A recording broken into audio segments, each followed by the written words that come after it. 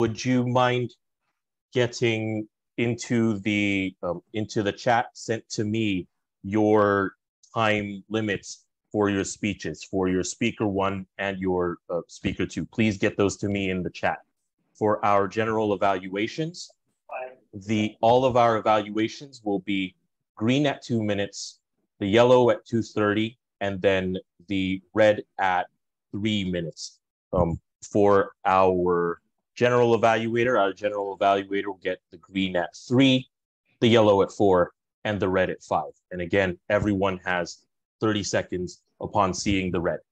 I know that was a lot to go over, but we have lots of different types of speeches this evening. Thank you for bearing with me. Madam Toastmaster. Thank you, Pierre. Good job. Our educational speech by Benjamin will be 6 to 8 minutes. And our regular speeches by Jeremiah and Daryl will be 5 to 7. Correct? Yes.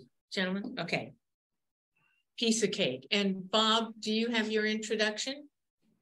Introduction. Yes. Okay. If you want to just pass it over to me. Okay.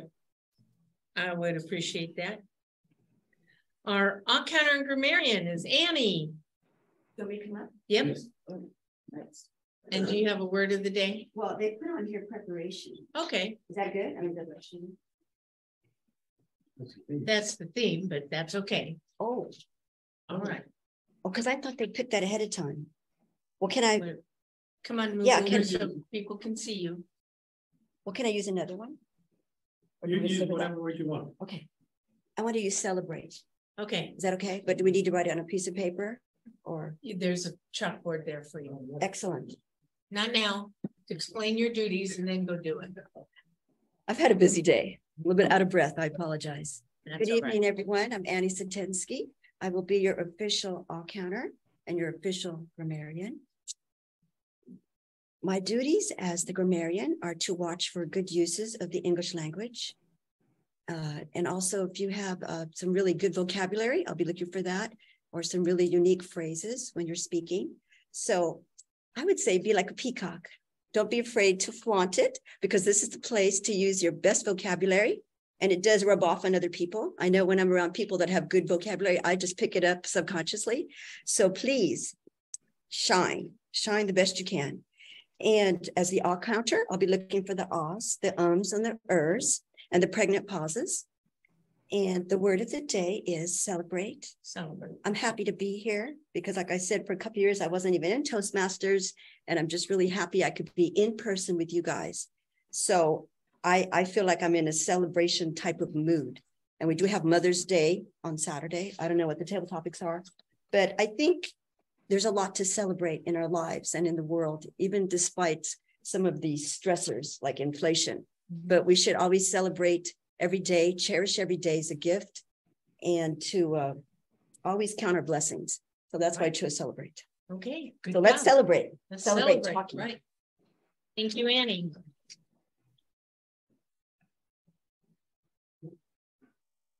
And our jester is Bond. I can't wait to hear this one. Yes, Madam Toastmaster. I got 2 jokes. First one, after 40 years of marriage, my wife started to complain why I was no longer treated her like when we were dating. So here is what I did. One day I took her to a movie and dropped her off at her mother's house. Second one. So why do the dogs have flat feet? Answer, to stamp out the forest fires. So why do elephants have the flat feet too? To stamp out the flaming dogs. Back to you. Okay. All right. Thank you. Oh, very cute. Now we get into, and Daryl is our vote counter. Someone, if not Marianne, then Bond probably will pick up your written votes. And online, if you could put your votes in the chat. All right, let's get on with our Speechcraft speeches.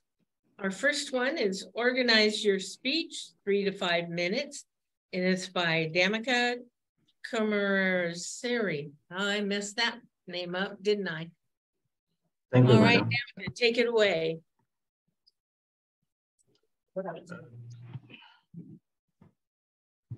Good evening, everyone. Have you ever heard of the phrase, it is a born not made? Do you really believe it in that prayer? For me, it's the opposite side of it. And even the recent scientific studies suggest that 30% of leadership, 30% is genetic and 70% is learned. So whether you are born with this special source or not, if you want to become a great leader, you should develop certain skills and characteristics of great leaders. Today, I would like to talk about leadership skills in my speech. Leadership is a crucial aspect of our personal and professional life. So it's a ability to inspire, motivate, and guide others towards achieving a common goal. And whether it's in the workplace or community or in your personal life, it helps you to achieve your goals and make a positive impact on the world. So what makes a great leader? There are certain qualities that a great leader should possess, such as integrity, vision, communication skills, and the ability to adapt to the changing circumstances. Perhaps the most important ability of great leader is the ability to inspire others. And leadership is not just about having a title or position of authority, but it's about being a role model and setting an example for others. Leaders have a great clear vision, and they know where they are going and what they want to achieve, and they are able to communicate this vision to others and inspire them to towards it. And a good leader leads by example, and they set the tone for the rest of the team. They are willing to take risks and make tough decisions and learn from their mistakes. And they should be able to weigh the pros and cons of different options and make informed decisions. And they are for the best interest of the organization or the community. And they are also able to give credits where it's due and recognize the contribution of the others.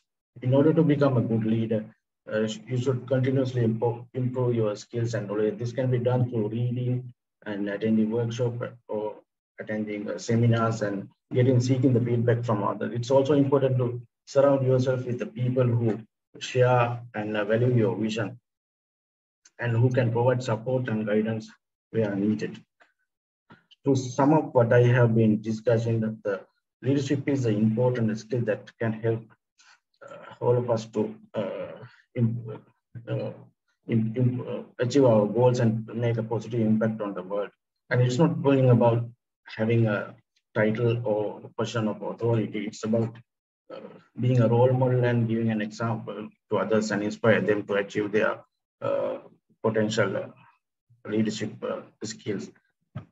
And each one of us has this potential. So this is going to be a great platform to develop our skills. Thank you very much for listening.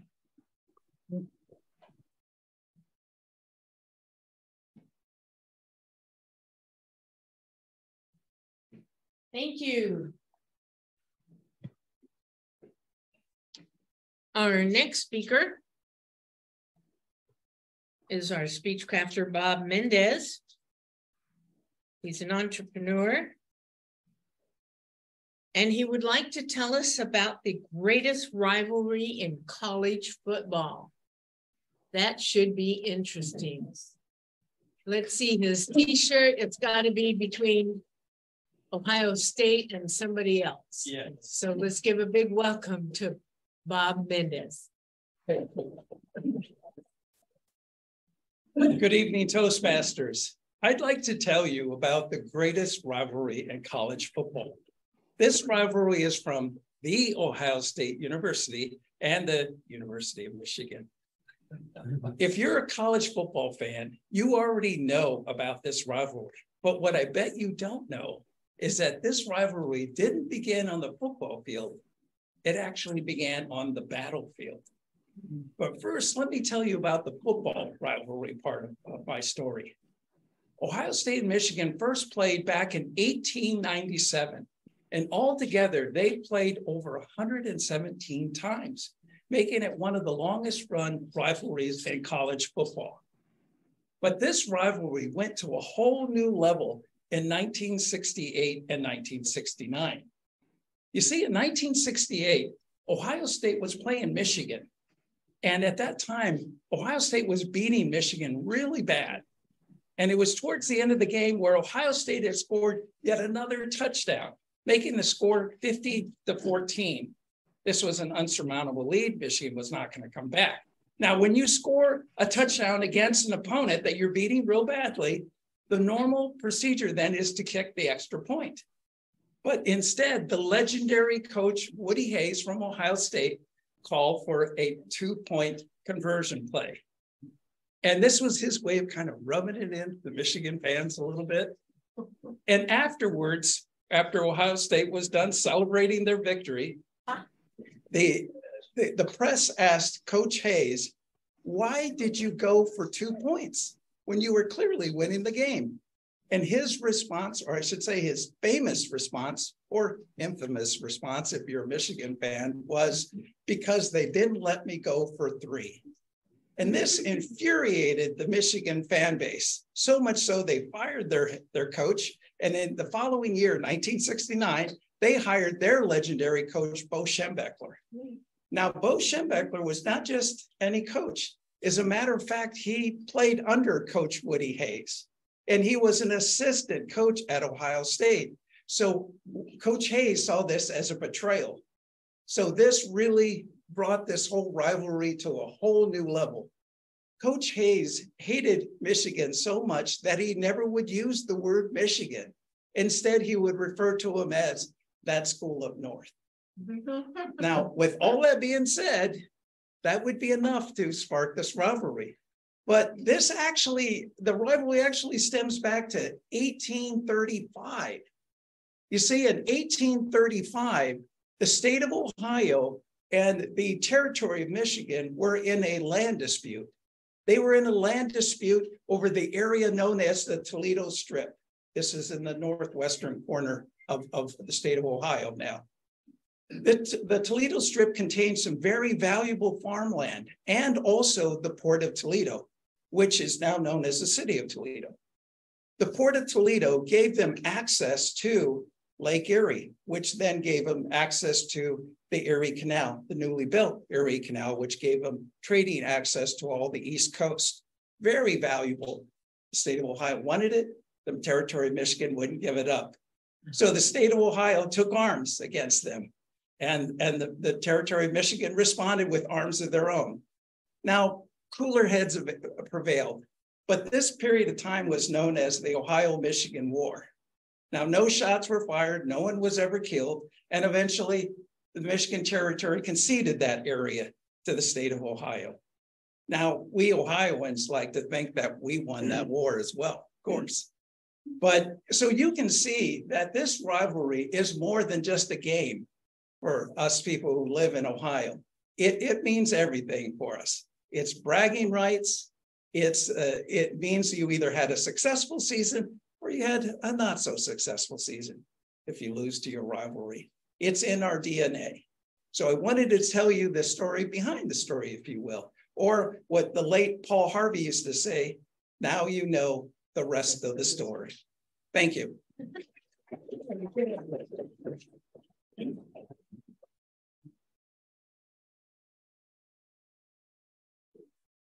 Excellent, Bob. Thank you. And now you have to tell us where you're from in Ohio. Defiance, Ohio. From Defiance, Ohio? Okay. City I need to go. Yeah. That was great. I knew those names, yeah, and Woody Hayes. Yes. I used to follow college sports back in my younger years. Very younger years. All right, Amanda No, she was not here. was not here. She was prepared, but she had something come up. So we move along to Wendy. Wendy Opang, did I say that correctly? Is doing her icebreaker. So now we get to find out a little bit about Wendy. Let's welcome Wendy. Thank you.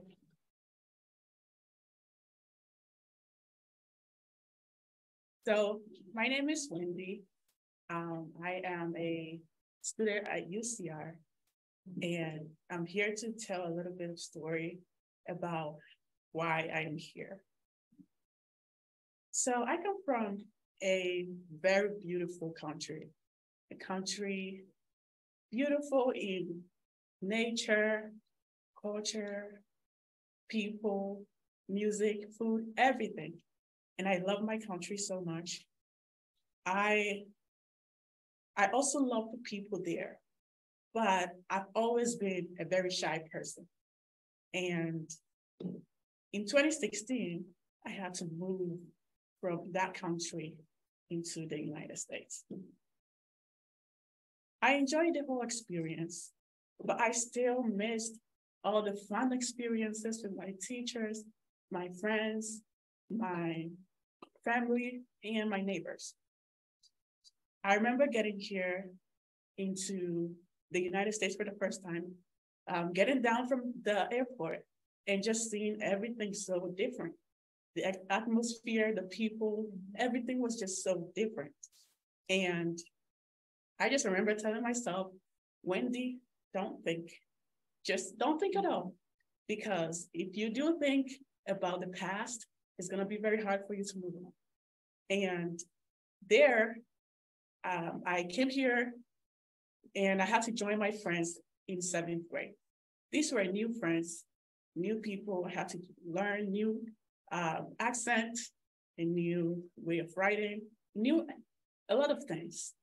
And all these experiences were good, but they also contributed into me being more shy. And I wanted to get out of that experience. I just remember that my most common answer to every question was, huh? Can you repeat that? And there, everything just made me feel a little bit odd, but I also got included into a friendship where they were very good friends. We would hang out together, we would eat together, we would study together. And that community was where I began to feel a little bit more comfortable to speak. And from there, I wanted to find another community where I can learn a little bit more about how to be confident and to be able to speak to a lot of people. So this is what led me to coming here. Now that I go to UC Riverside, I was looking for a place where I can find a community like I did in school so that I can be able to communicate a lot more and I can be able to speak in front of people. And that is why I'm here. Thank you.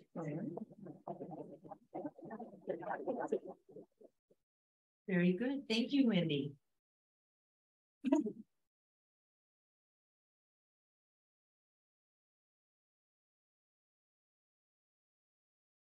Now we move into our educational portion.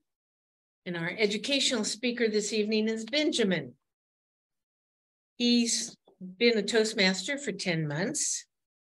He started as a way to improve his speaking presence, and he's done a great job of developing that.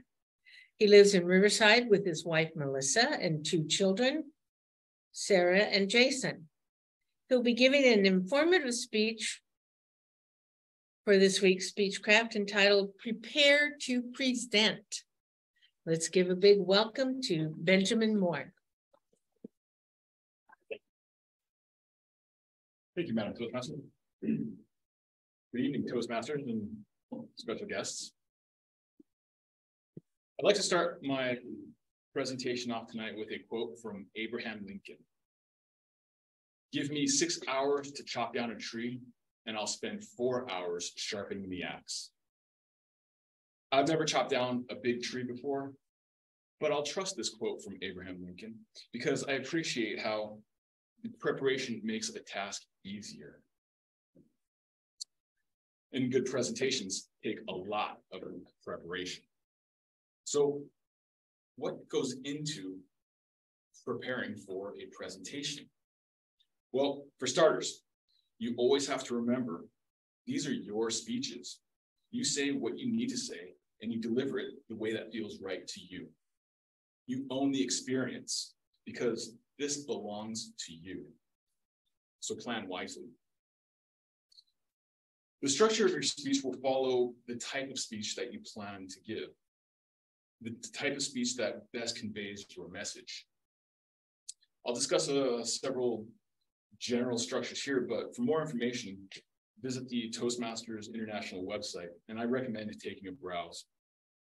There's chronological speeches that follow a sequence of events. You can think of vacation stories. Topical speeches organize a speech by topics and subtopics. Educational type speeches, really. Spatial speeches use geography and the physical aspects of various topics. Causal speeches illustrate effects and their cause. There's comparative speeches that organize 2 or more topics and describe their shared and differing attributes. Problem and solution speeches, pretty self-explanatory. They present a problem, then the speaker brings the audience to a solution logically. Lastly, there's particular, general, particular type speeches. These speeches give a specific example that's used to build a bigger idea. Then those ideas build the personal main objective of the speaker. You can hear good examples of this formula from most NPR stories. Once you understand the basic structure of your speech, it's time for writing. Every good speech has a beginning, middle, and an end. And we discussed that last week, but I'd like to elaborate. The beginning of your speech has 2 functions. First is to hook your audience. You can do that with a question, a thoughtful quote, a powerful statement to draw an interest, or even a joke. The second part begins to frame the rest of your speech and sets up the foundation to build bigger arguments. And if you're crafty about it, this is where you foreshadow the main point of your story for a satisfying callback at the end. The middle section adds a lot of substance. Humorous speeches use anecdotes, informational speeches add details, and comparative speeches introduce supportive topics. You can add as much as you want, but 3 distinct topics usually seem to work best. Fewer topics don't seem to build enough context. More than 3, and the audience begins to forget important details. But really, there's no rules. You always tell the speech you need to tell. The end does a couple of things as well. It ties the details together. This puts the previous examples into perspective. After establishing your foundation and offering your examples, it's time to really focus your speech down to your final message. Humorous speeches deliver punchlines. Educational speeches state a lesson. And comparative speeches conclude with an argument or conclude the argument. And this is where the crafty speechwriter will feed in a callback to the beginning of the speech to reinforce the main topic as the call to action. That's the basic idea of writing. So now you've got your structure, you've written your rough draft. Now it's showtime. You've got to deliver the message. Will you read your message from a full text like this? Can you follow an outline? How about using note cards? Or the best method, memorize your entire speech. How you deliver your material depends on the amount of time that you have to prepare. And it's helpful to divide your speeches along general topic lines. And this lets you practice smaller pieces until you're comfortable with the entire speech. These methods of delivery are personal choices, and you've got to find what works best for you. After you've decided on your structure, after you've written your material, after you've figured out how you're going to deliver the speech, the most important part of the presentation comes next, and that is practice. Practice, practice, practice. Practice to find your timing. Practice to find the inflection. Practice to coordinate your gestures so you're not just spastic in the air. Practice to get comfortable with your presentation method. How are you going to read this? But just practice, because the speech on paper does not reflect the spoken word. Rehearse your speech in front of friends and family. Practice in front of a mirror. Even record yourself on your laptop. Then time yourself. Use a stopwatch. Cut the speech if it's too long. Pad it up if it's too short. Time yourself to understand how the pieces of your speech actually fit together in the context of the presentation. Great speakers entertain. They make this look effortless. Good speakers can hold us in our seats. Bad speakers are people who can use a little more preparation. Take the time to prepare your entire presentation by honing your skills, making your delivery crisp, and sharpening your message to give your presentation the best celebration your speech deserves. Madam Toastmaster.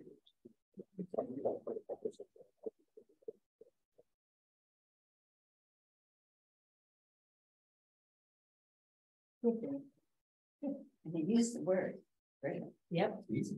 Thank you. Let's just stop. Thank you, Benjamin. All right, we've had that, we've had that, we've had that. Oh, we're just moving right along now, aren't we? Now comes the fun time. That comes down at the end after the other two speakers. Now comes the fun time. The impromptu portion where we learn to think on our feet. Our table topics person tonight is the grandma of the club. She is an avid animal lover. Although rabid might be a better phrase for her. She's a grandma, a great grandma, and I think a great great grandma. Just great grandma. Okay. She hasn't been great yet. She's getting there. But we'll celebrate it when she does. Let's give a big welcome to 35-year member, Marianne Zeller. Distinguished Toastmaster. Thank you, Becky. We're going to be celebrating tonight.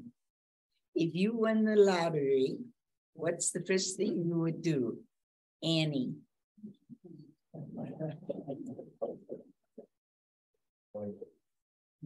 Thank you.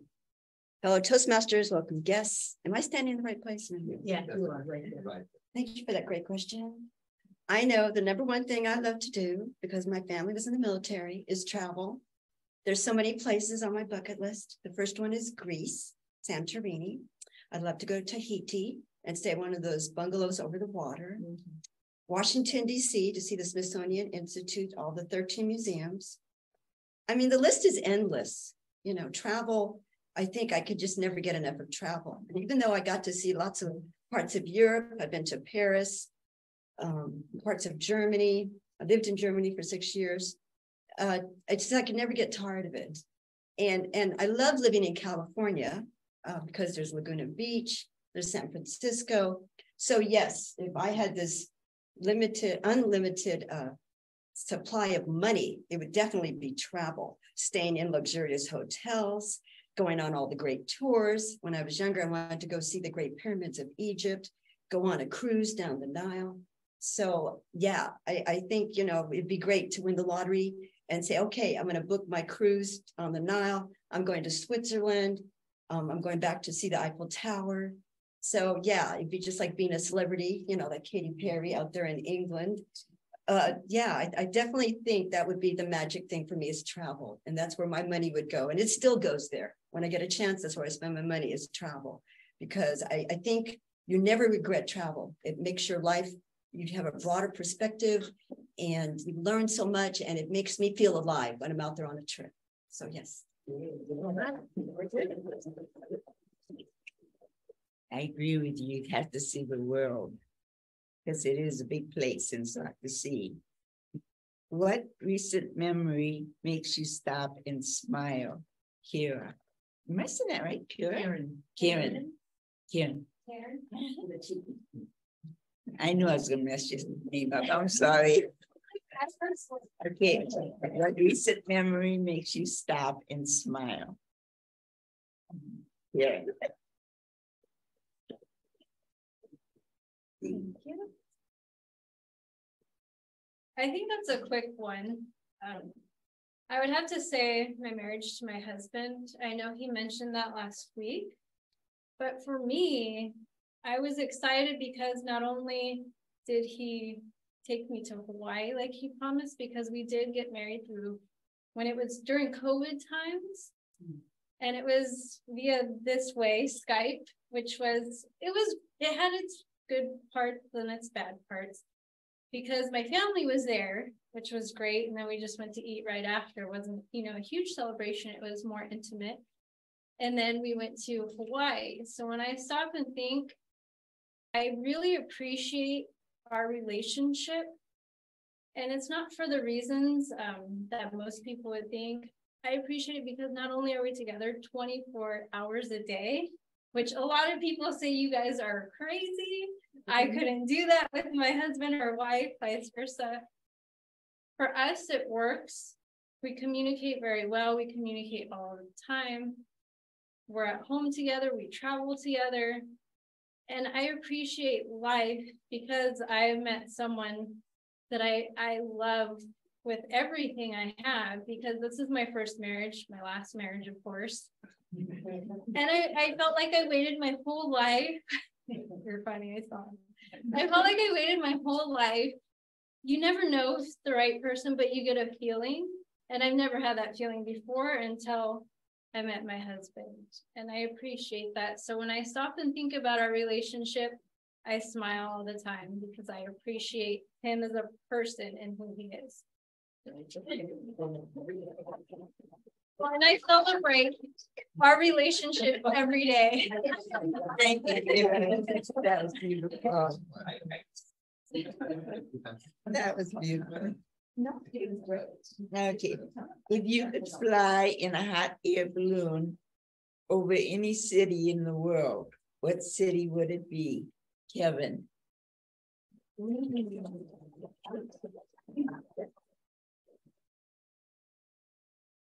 Yeah.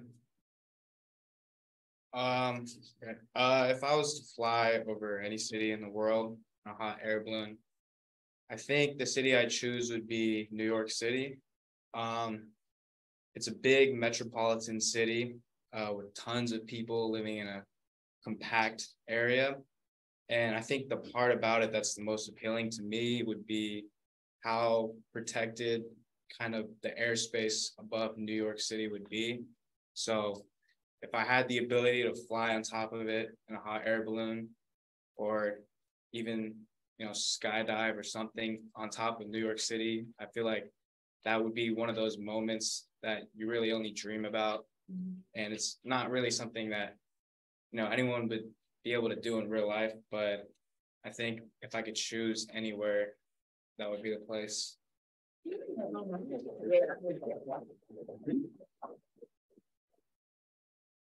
Okay. Who is the most famous person you have met, and how did you react? Jeremiah.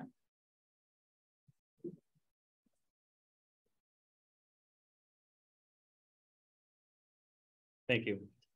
Now, this is going to sound weird, but the most famous person I met is a guy by the name of Roy Underhill. He was a woodworker on PBS, and he used to do this woodworking where he'd take these old spoke shaves and create things out of logs, and it was the most ridiculous show.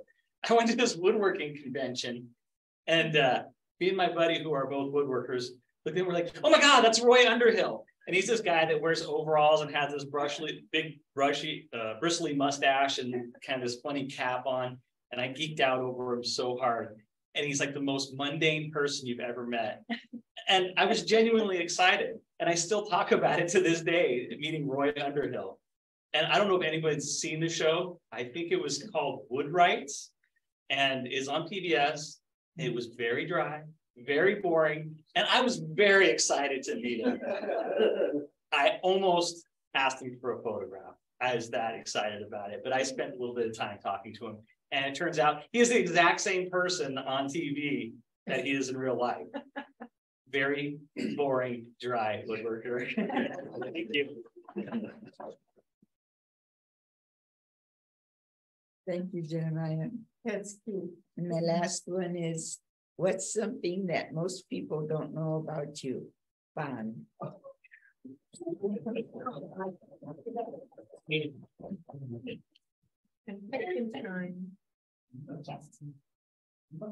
Thank you, Madam Table Topic Master.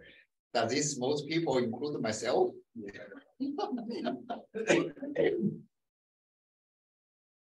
I don't know. Wherever I go or whatever gathering I attend, I think gave people an impression. I talk active, and I think extrovert, but deep inside my heart, I think I'm an introvert. I talk about that. For the first 1 hour in a party or whatever gathering, I can get along with people very well and talk to everyone, give impression. But if it goes longer than that, 2 hours, I kind of feel worn out, worn down, and kind of really slipped away. I think there's something, I keep telling people once we become friends, I tell them, hey, I really don't talk too much. He said, no, you talk a lot. And we like the way you talk. And keep doing that. But I think I'm kind of fake introvert. This is part, but maybe not really new in this club, because we talk about that, extrovert, introvert. But I still think this fake extrovert is kind of common among many people psychologically. They give an impression, but deep in their hearts, they feel they want to stay alone, and they don't want to talk too much, only because it's kind of needed, and they need they want to be socially recognized and want to merge some of the gatherings, but deep in heart, they are kind of fake extrovert. So I am a fake extrovert. This is Thank you. Did we have the timing report?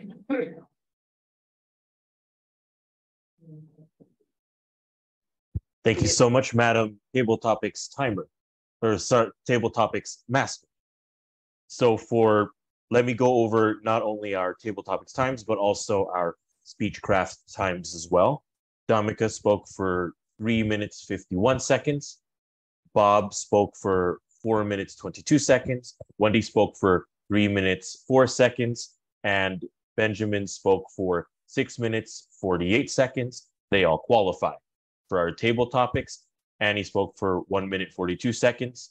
Taryn spoke for 1 minute, 53 seconds. Kevin spoke for 53 seconds. Jeremiah spoke for 1 minute, 11 seconds. And Bond spoke for 1 minute, 57 seconds. And since the 30-second grace period extends both before the green and after the red, everyone qualified. Back to you, Madam Table Topics Master. Thank you, Pierre. And please vote for when you thought was the best. And I would then connect that to our president. All right. Let's see if it's an experiment. I feel like a jumping bean, that's right. Well, I think all our speech crafters did a good job preparing their speech. They must have remembered the 7 Ps. Have you heard of the 7 Ps? Prior proper planning prevents pitiful poor performance. So when you make your speech, think about that. Now we get into our regular speaking portion. And our first speaker is Jeremiah, who so nicely emailed me his introduction. It is 5 to 7 minutes, Mr. Timer, evaluated by Musa. He's working on level 2 in pathways, team collaboration, understanding leadership. He just celebrated his 11th anniversary with his wife, Nicole, and they have 2 sons, Lucas, age 10, and Oliver, age 6. What fun ages. I know he loves to kayak and get out in the ocean, and he loves to hike and find snakes. I didn't know this, he's an avid golfer, and he loves playing in poker tournaments. You and my friend Bill and Bob, we'll have to introduce you to him. And he just won a little pot playing Texas Hold'em. Good for you. That's worth celebrating. His title is Leadership. Let's give a big welcome to Jeremiah Moore.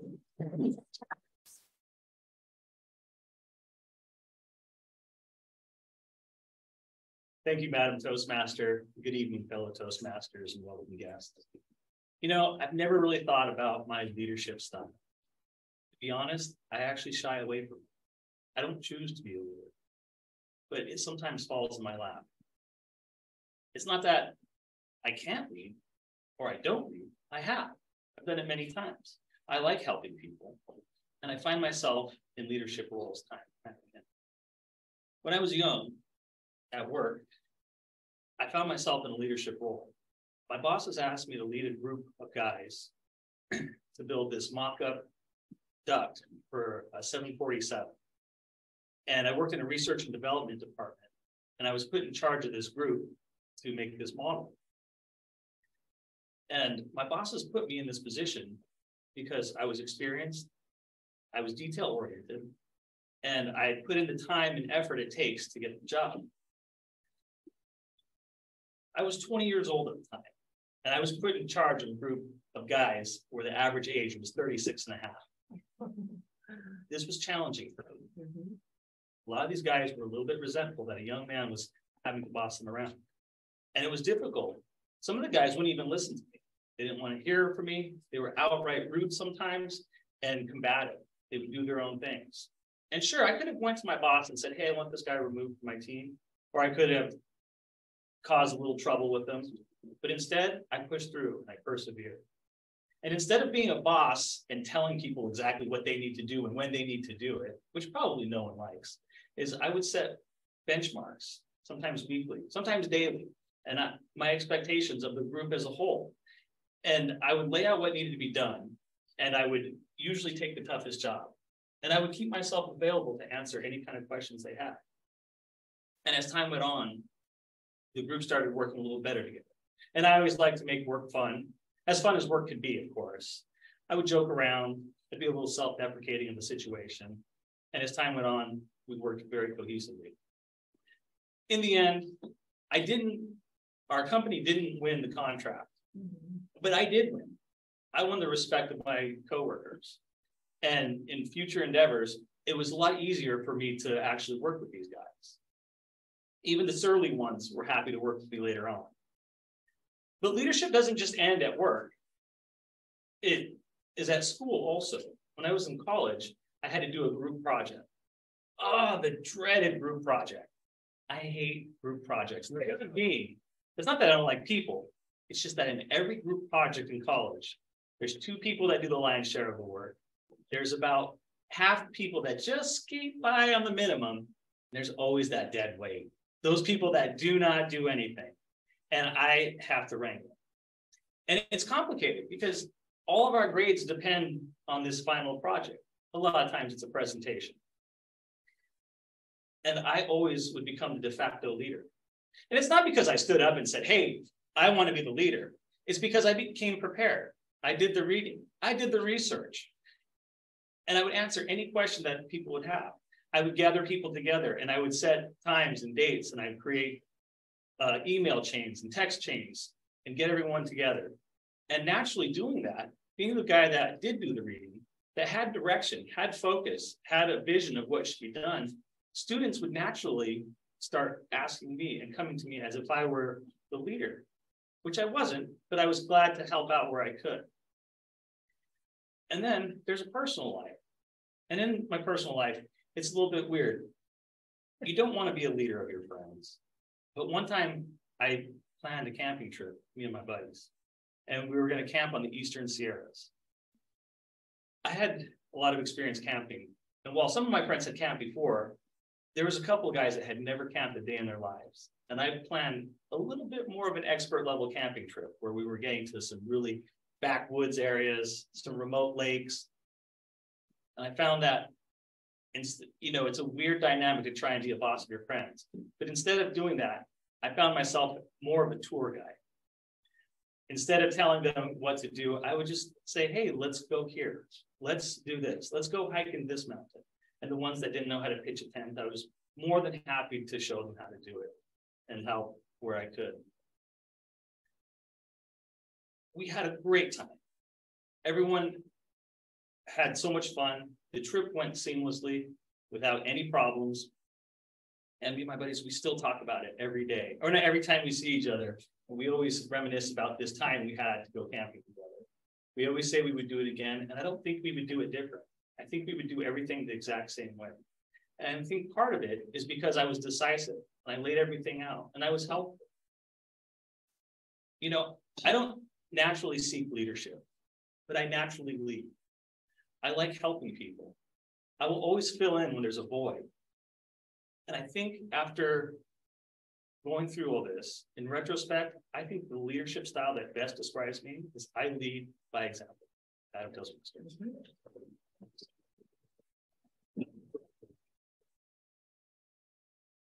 Excellent, thank you. Get my feet untangled. All right, good job. I think we just found our next president of the club. Don't you? Yeah. Woo-hoo. Lead by example, that's one of my favorites. Our next speaker is Daryl Zeller. And it's 5 to 7, Mr. Timer. He is the immediate past president of our club and currently is serving as the vice president of education, which is a very tough job. He's doing a non-manual presentation on leadership opportunities within a Toastmasters club. Since we will be electing officers on the 24th, listen up, people. His title is Club Leadership Opportunities. Daryl is a past district governor, past division governor. He's current area director of an area in Division C. And he loves to play cards, loves his grandkids, and loves to garden. Let's give a big welcome to Daryl Zeller.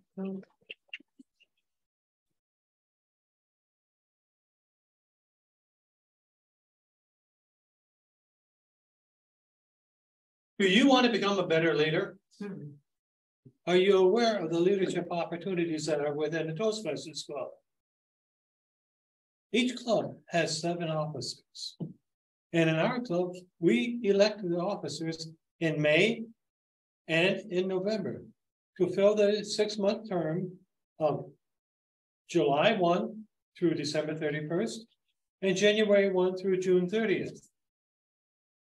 Now, these opportunities are definitely opportunities for you to learn and to grow. No matter how well you think you are, it gives you an opportunity for growth. I have to admit that I have been blocking some people from being able to grow. Because I've been doing not just the job of the education vice president, but I've been stepping in on other people's jobs and doing different parts of that for them. And I need to back out and stop doing that. I need to start mentoring the other people so they get the opportunity for the growth. And not only would we have the mentoring, not just by me, but by other people, Toastmasters also has leadership opportunities, training for the club officers. And this year, our training is going to be in person at the Alexander Hughes Community Center in Claremont. I have some flyers here for people who are interested in getting more information about that. But each officer is going to be trained. And we will get an opportunity not just to hear from one person, but to hear from the officers throughout our district of what to do for the jobs. Now, I'm going to go over the different offices that we have and how the duties as I see that they relate to phonics fairy.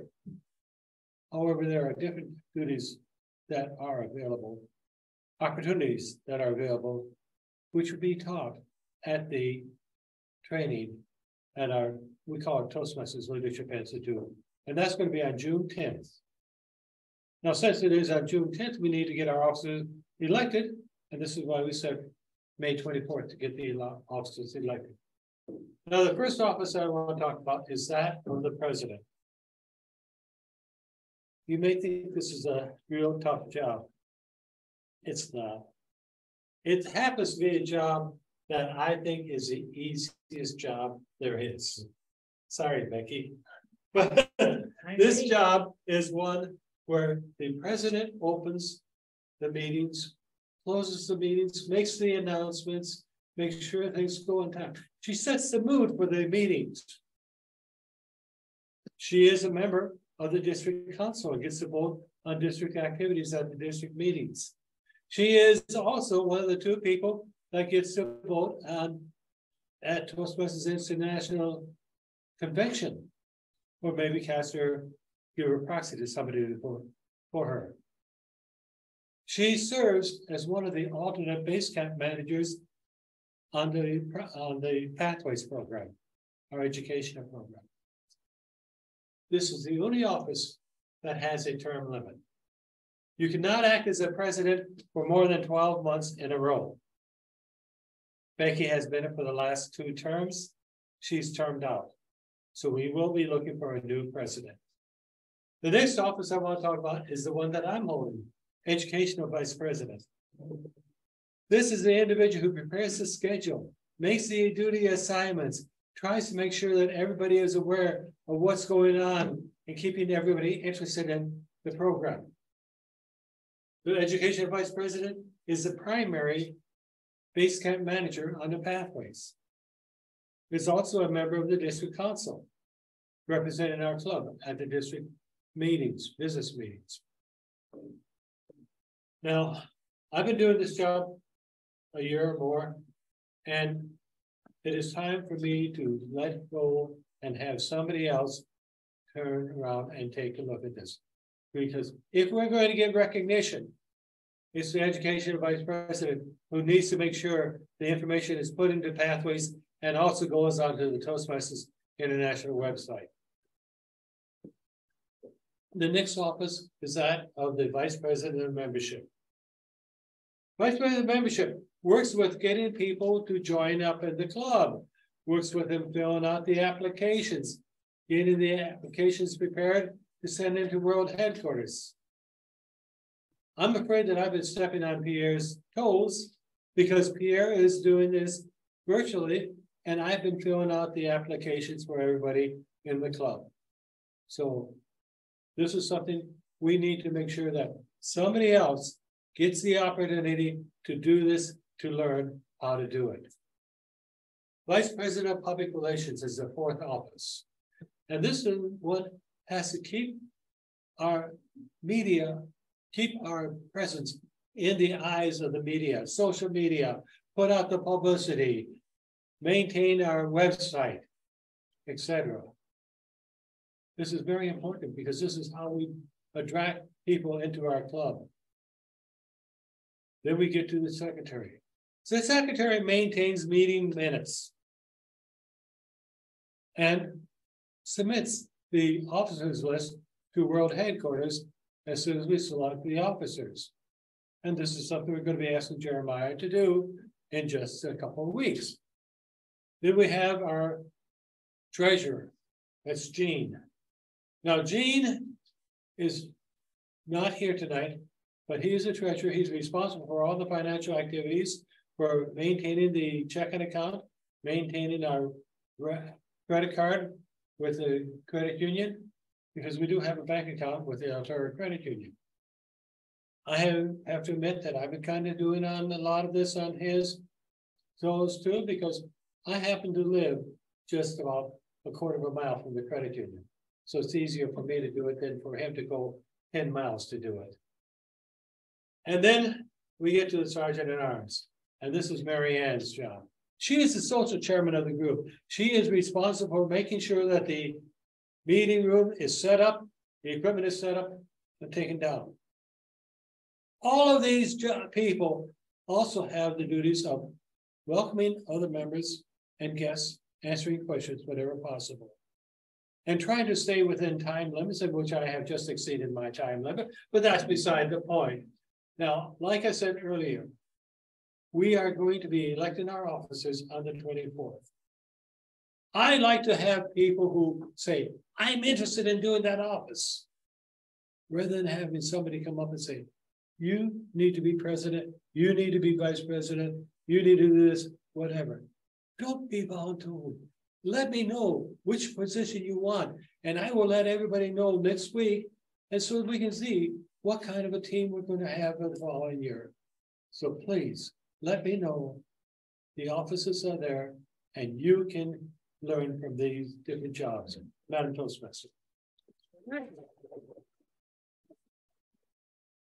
I have some flyers in the back room. Okay. Thank you. Daryl?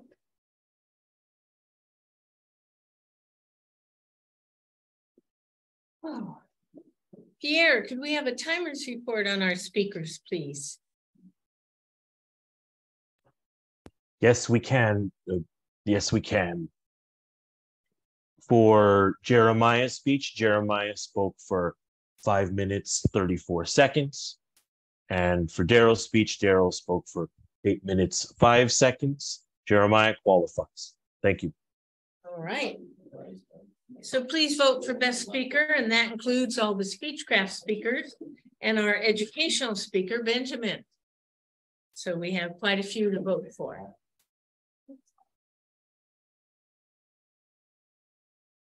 Now we get into the evaluation portion. And I will suggest that if you have any comments to the speaker, write them on the top part of your ballot.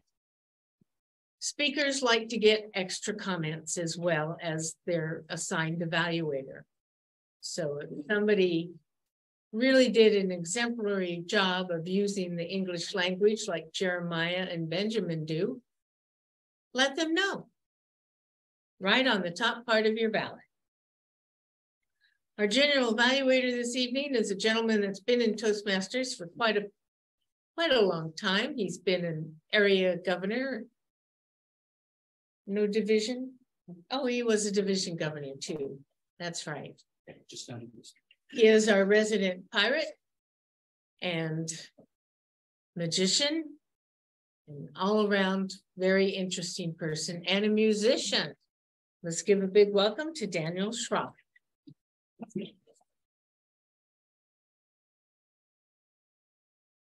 Evaluations.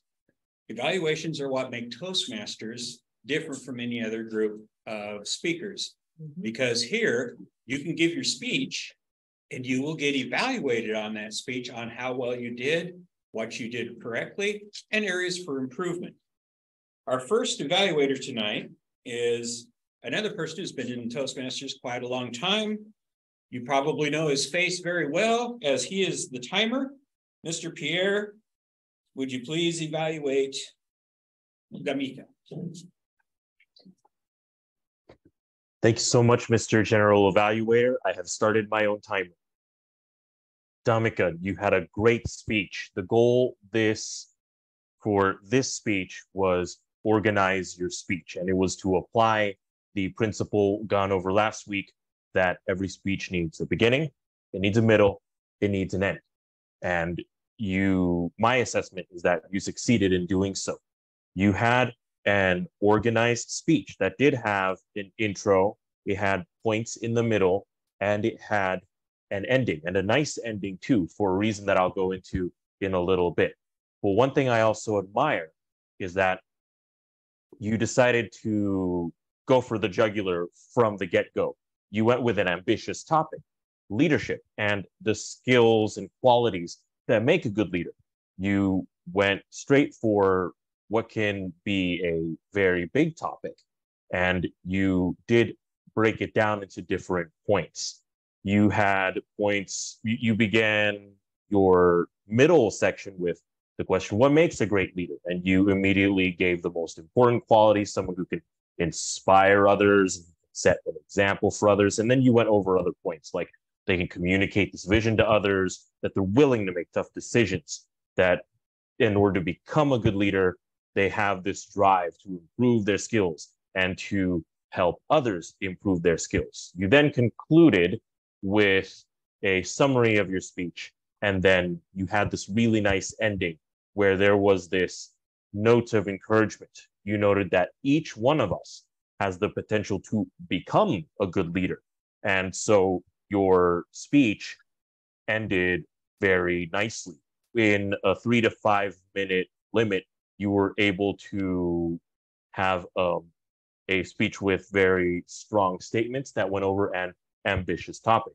I do have some suggestions. When your speech began, you had a question at first. I missed what that question was. I think in the future you can give such an opening question more slowly. You can enunciate it better to make sure that we all have it clear. And then another thing you can also do is during the intro, you can say how many points you'll be touching upon. It can give your listeners a type of roadmap. So in your intro, you can say, for example, that you have X characteristics of good leaders, and it'll clue in your listeners who might not have a cheat sheet or an outline into what you're exactly going to be going over, how many points, how many stops along the way that you'll have for your speech. But otherwise, I challenge you to do those things next time. But otherwise, I would rate your speech this evening a success. You had an ambitious topic and it had a beginning, your speech had a middle, and your speech had an end. Thank you so much, Damika. And back to you, Mr. General Value. Thank you. Thank you, Pierre. Our next evaluator has also been in Toastmasters for quite some time. Apparently not as much time as Becky, but close. She probably brought him in. Evaluating Bob's speech tonight will be Daryl Zeller.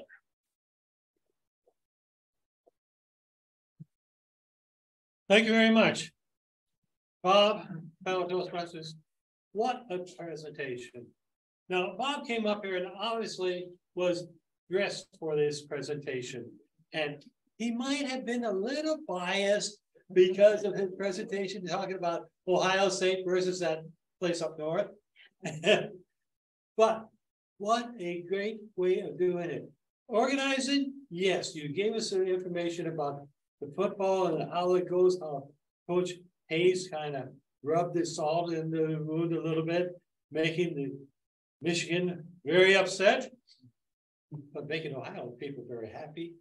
And it showed that your gestures, you came up, your gestures kind of be a little bit repetitive, mostly right in here. However, you use a lot of gestures, a lot of good facial contact, and that smile, oh boy, that smile definitely showed everything. I love the way you organized it because you went to the football, then you went to talking about the war between Michigan and Ohio and how this was settled.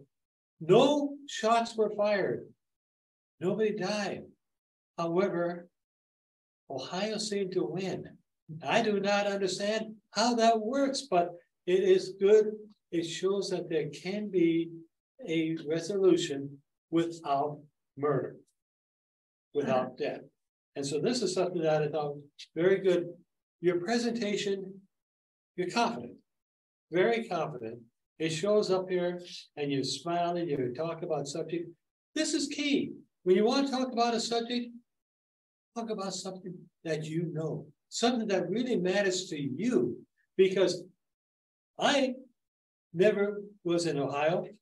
Actually, I was there for a couple of weeks through school, but I never went to the University of Ohio. I never been to the University of Michigan, but you still made it very interesting to somebody, an outsider like me.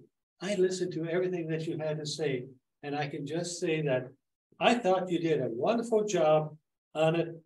Your enthusiasm comes through, and when you're talk about something you really care about, that is when you get your enthusiasm, and I really dig it because it sells your presentation. It really does. And you did show us that you do care about Ohio. You definitely showed that, and it showed that you believed in the presentation you did. So thank you very much for that. And Mr. Tabletop, or Mr. General Evaluator. It's almost like table topics being the evaluator. Yeah. I get to talk about subjects I never heard before tonight.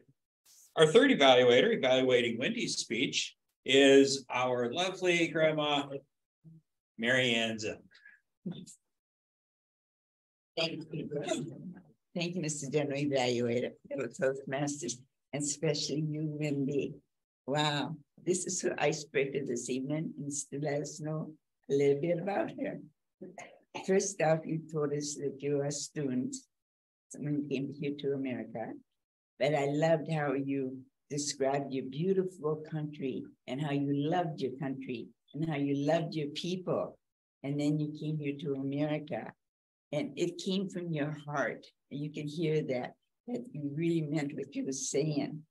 You speak very clearly, and you have a very lovely voice to listen to. Your speech is inspiring. It comes from your heart, and that makes it personal. You had great hand gestures. You had great eye contact because you looked all around. You had hand gestures, and you had much confidence up here. You were just very relaxed and enjoyable to listen to. Your voice is nice to listen to also, very lovely. You told us why you came. You told us where you came to build your confidence, and we're glad that you came to the club because you make it very happy to be here. Make us happy to have you here. Okay. You mentioned you started here in the United States in the 7th grade, but did your family come with you, or were you here by yourself? It'd be nice to know a little bit more about your family and that, because that even makes it more personal. We get to know you a little better. But because you left me up thinking, you came here all by yourself and went to 7th grade. So next time, give us a little bit more about your family. That all in all, that was a delightful speech. And we did learn a bit about who Wendy is and what you want to succeed in speaking. I look forward to many more of your speeches because I really enjoyed this evening, and we did get to know a little bit about you. So again, thank you. We look forward to more of your speeches in the future.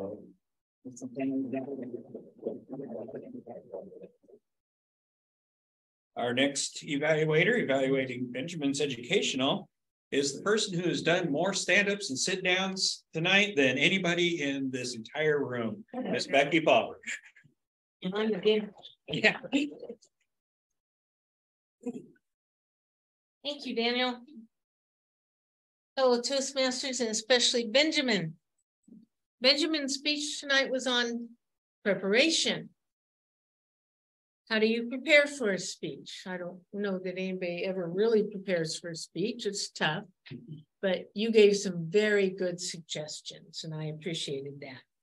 I liked how you opened with a quote by Abraham Lincoln that hit us, that gathered in your audience. Then you talked about the types of speeches, chronological, educational, comparative, gave a couple examples of each one. You spoke real fast on this section. I was taking down notes and I know I missed a couple of the types of speeches that you said. So I would pause after you say chronological, educational, comparative. So just pause a little bit. So if we're taking notes, we have a chance to write them all down. Or you could number them. There are 10 different types of speeches you can give. Did you know that? I didn't. Then you talked about the organization, how to organize it. That's part of being prepared too. How do you organize it? And then showtime, the method of delivery. Do you read it? Do you outline it? Do you use note cards? What works best for you? So I think that you covered an awful lot. And plus you said practice, practice, practice. I practice mine on the way over here. That's how I usually do it, but that's me. I'm a last minute speaker. What I really liked was you're saying speech on paper does not reflect the spoken word. That is so true. Because when you say the spoken word, it adds dimension to it. Where if you're just reading words on paper, there's no heart behind it. Hone your skills and sharpen. You covered an awful lot tonight in your educational presentation. And I think you were very poised, very, very gracious about it. Your vocal was excellent, other than going a little too fast in that one section. The vocal seemed real poised, confident. You like teaching. That's kind of what it shows to me, is you like helping us understand what we can do and how far we can go with it. So excellent job, Benjamin. Thank you, Mr. General Badger. Don't go far. Evaluating Jeremiah's speech, we have a Toastmaster member who has always been up on the screen until tonight, and now in living color in 3 dimensions, Musa. Thank you very much, Mr. General Evaluator, fellow Toastmasters, guests, and Jeremiah. First, Jeremiah is a new member of our club, but when he came here today without a note, I was just like, amazing. Because I congratulate you, because you come without a note, and even a 5 to 7 minute speech, that's very hard. But good job, you celebrate, we celebrate all with you. The purpose of the speech was to identify his primary leadership style. And he did a good job by telling us how he shied away from leadership first, but then he gave us 3 good examples, and he added up that he was actually a good leader, a very good leader. And at the end, he told us that he is also a leader by example. That's wonderfully done, because your example shows all the subject to tell us exactly much what you were talking. Vocal variety was there, it can be enhanced, but gesture was not there. I would have said, I did this. Why didn't you follow me? Well, I got mad because of these guys did this. You didn't. You were very much, well, professional, but I wanted to see some kind of gesture. Gesture could have enhanced this speech. It comes from your heart because it is your experience, and it shows exactly, and it flows smoothly. Excellent job. It's your experience. So as I said, if I have to add a little bit more on this speech, I will be hard on you a little bit. Why did you tell us this speech? What did we get out of it? So I could have concluded by saying, on my conclusion, on my closing, good leaders are those who are prepared. you should prepare. Good leaders are decisive. You should be decisive. Good leaders take time and understand. They don't get mad. So that kind of closure will have put me at ease. And I said, wow, you told me some good leadership style, and I have to follow this. Other than that, the speech was wonderful. You were comfortable over here without a note. Again, amazing, amazing speech. Mr. General Bobby.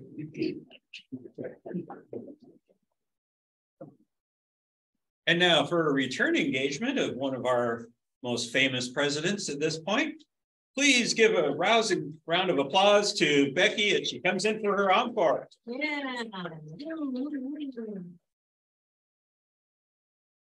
Thank you, Mr. General Evaluator, fellow Toastmasters, and especially Daryl. Daryl gave us a speech that is very timely because we'll be electing officers in 2 weeks. And he gave us a speech about what are the roles of the officers. We have a lot of new people here that may not even know we have officers. So that speech came in at a very opportune time. Good job. Good overview of the officer roles. I liked how you explained what each one did. Was speaking a little bit fast, but then you had a lot to cover. So instead of 5 to 7, I would have asked for a little more time. So that way it wouldn't be so rushed. You have a good, clear voice. It's easy to listen to. Your gestures, of course, are wonderful. It's very hard to evaluate an experienced Toastmaster like Daryl, but I think that he did a very good job. And the only part I could say is that he did speed up some to get it all in. And it was a good opening, good gestures, good eye contact. I think you did a very good job of giving us an overview. I'm not sure there was really a call to action. How many of you want to be an officer? Rather than be appointed, how many would like to volunteer? Yay! Get us all excited about wanting to help run this exciting, dynamic club. Mr. General Evaluator. Thank you.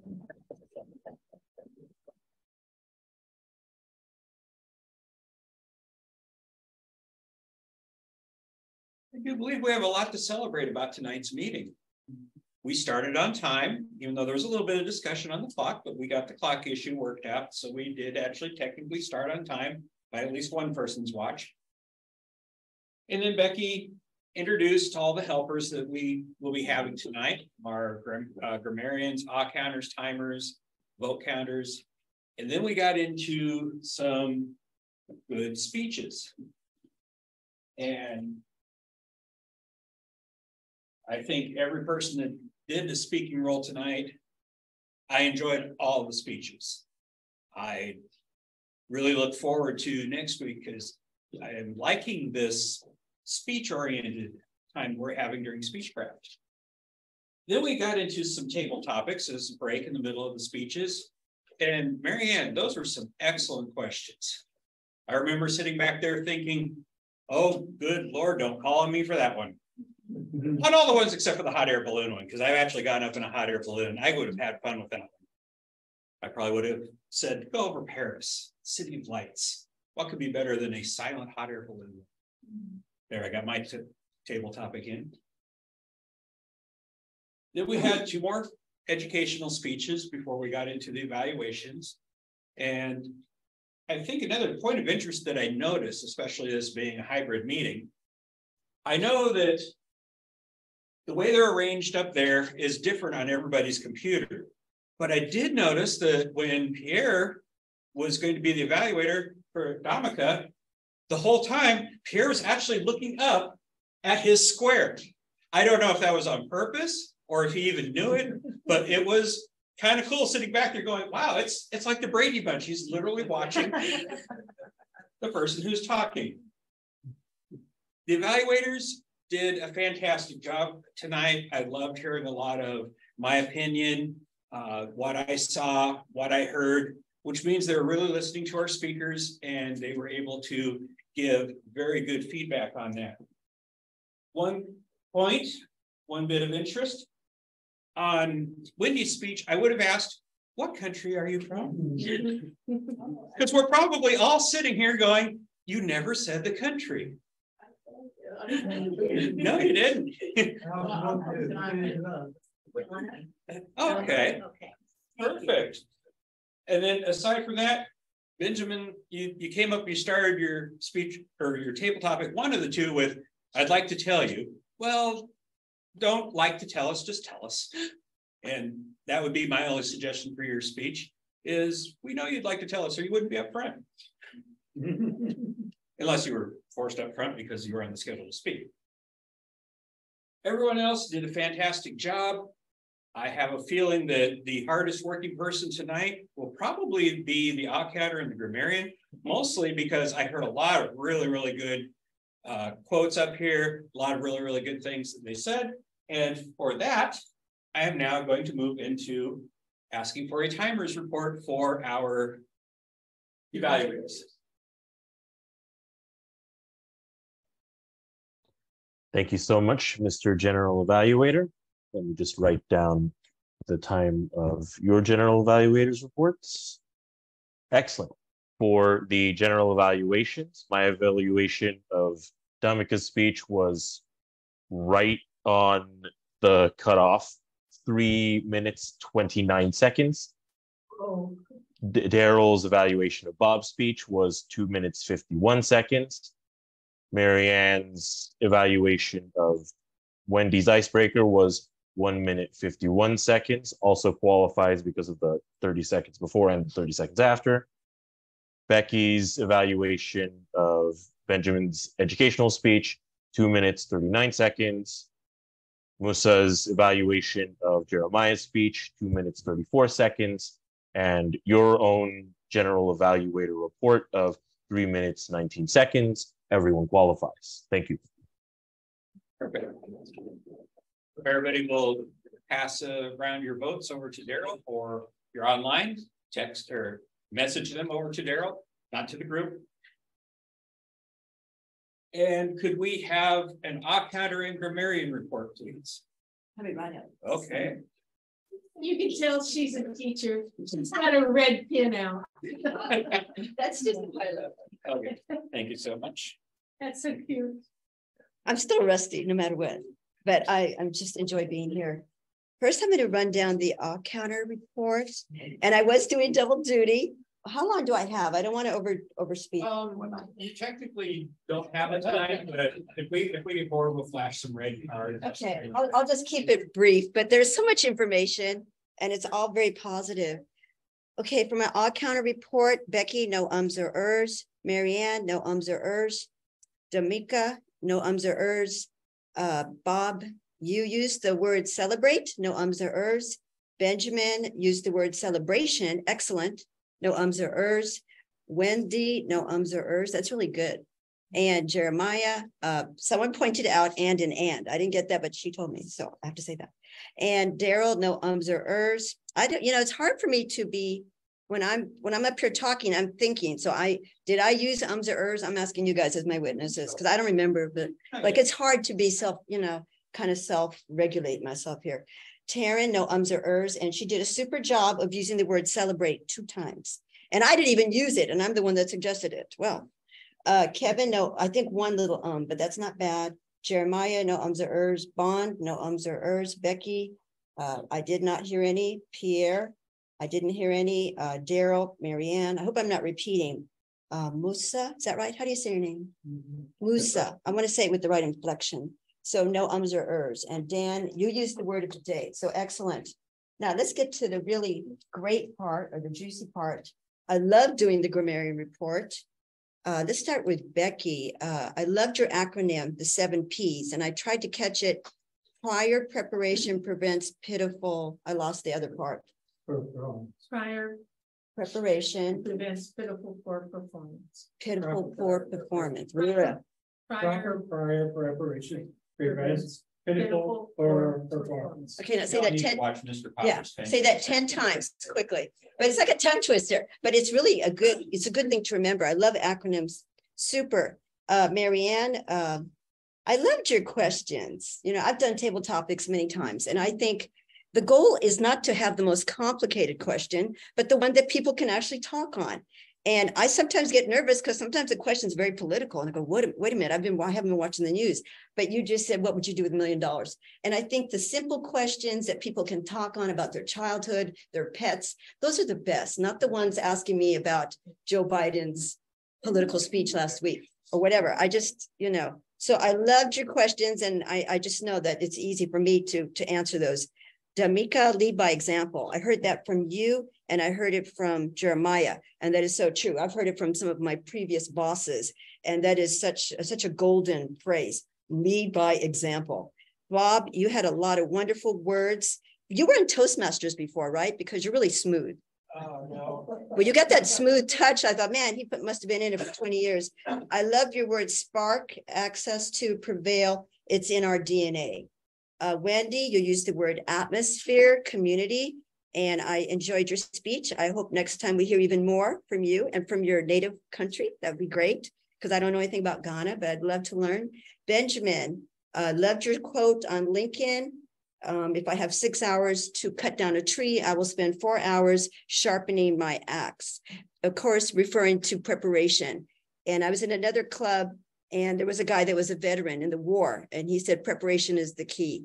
If you don't prepare to succeed or something, you fail to prepare, then you will fail or whatever. But yeah, and I spent hours preparing and researching, and I'm totally 100% agree with you. He also said, hook your audience. I've read books on speaking, and that's the one thing. Even when you're a teacher and you have to present a lesson, you've got to hook those kids. If you come off boring, they're not even going to be engaged. So yes, I agree with that phrase. Tell the speech you need to tell. And again, it's the message, you know, and I like the way you put that, because I think when you speak, you're speaking from your soul, your experience, and you've got to tell it. I know one time I did a speech on Star Trek, and I'm not really a Star Trek fan, but I appreciate the technology and how it's influenced the world. But somehow, because it's not my passion is travel and reading, somehow you've really got to speak on something that's your passion, something that you could spend 5 hours. So I agree with all your wonderful suggestions. I like the word crisp. I usually don't hear that. I think of crisp of something like a vegetable in the fridge, but you said keep your speech or deliver it in a crisp way. And I like those descriptive adjectives, because I think those are great word pictures. And so I remembered that. Daryl, you used the word exceeded, which is wonderful. Also, some more words from Jeremiah: persevered, cohesively, combative, future endeavors, decisive. And your expression is great. And I'm always picking up on vocabulary, because I don't hear those words all the time. I'm aware of what they mean, but to hear them, you know, and then next time I want to use those words too. So I'm really big on vocabulary, as you can tell. And I just, you know, I always want to enrich my vocabulary. I don't want to be using always the same old words. And then when you have other people in the group, you get these words that you don't use all the time. Taryn again spoke very well, no ums and ers. Kevin, I liked your word metropolitan. And you said if you were in a hot air balloon, you would like to fly over New York City. So you've never been to New York City? Okay, so you saw the Statue of Liberty and the Empire State Building and the whole 9 yards. And you used the word appealing, right? I think you used that. It would be very appealing. And so thank you for that word metropolitan. Bond, I really like the way you used extrovert and introvert. And I'm kind of an introvert too, but then after my 26 years of teaching, I've become an extrovert. And the only word, I don't think you're a fake. I don't think you're a fake extrovert. And I think you could, you know, what I've read about extrovert and introvert, you could be both depending on the setting. And I don't think you're fake. I think it's just, you might lean this way, you might lean that way. And what I've read, that introverts have a lot of power. You know, they may be the quiet ones, but, you know, they're very analytical. And so I would never say extroverts are superior over introverts. They each have their wonderful qualities. So be proud to be an introvert or be proud to be an extrovert, because we need all of those on the team, not just the people that are the blabbermouths, but the people that are in the kind of behind the scenes figuring things out. So I have an appreciation for both introverts and extroverts. And I was an introvert. I was very shy as a child, and you would never know that nowadays. And so you can be a different, you know, depending what capacity you're in. If you're at a party or if you're in church or at the library, you're going to be acting differently. So again, I appreciate both of them. And so don't use that word fake extrovert, because I don't believe you are. And I think you have evolved in many ways. And I think we should all appreciate the way, you know, we've evolved and the way we've, you know, developed through life. Pierre, you went for the jugular. I like that, the jugular vein. That's another great descriptive. I'm thinking of a pit bull grabbing the jugular right there. And, you know, again, whenever I hear these descriptive words like that, I'm like, wow, that's a great way, because there's so many ways to express our thoughts and ideas. And I love similes and metaphors. Daryl, enthusiasm. And that we don't hear that word enough. Marianne, inspiring, comes from your heart and delightful. Becky, I liked what you said about using pauses. And then you not only said it, you showed us your example. Like if you would have used a pause and then you paused and then you led by example. So it's one thing to tell somebody, but it's another to really be the example. And people remember the examples a lot more than just preaching, say, well, next time do this, next time do that. But you actually display that. And I picked up on that. You used the word poised, used the word gracious. Musa used the word amazing. And again, I'm sorry, I'm just getting too excited. I have so much enthusiasm for vocabulary, and I just appreciate all of you. And I just, you know, it's one of my, you know, anyway, thank you.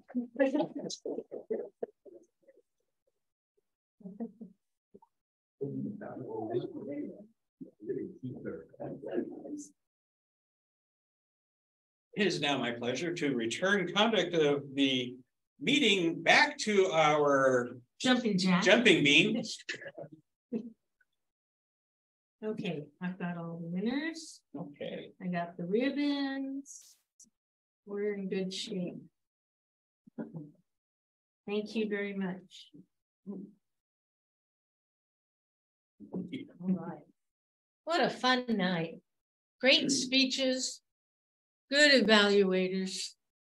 And our grammarian and odd counter took 10 minutes. Oh, Lordy. But next time I'll cut it back. No problem. Just kidding. After 2 minutes. I know. We do have some winners. Our best evaluator tonight is Musa.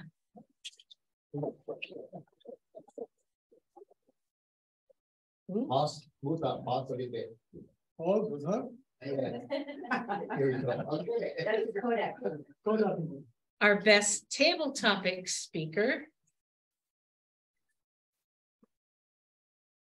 Jeremiah.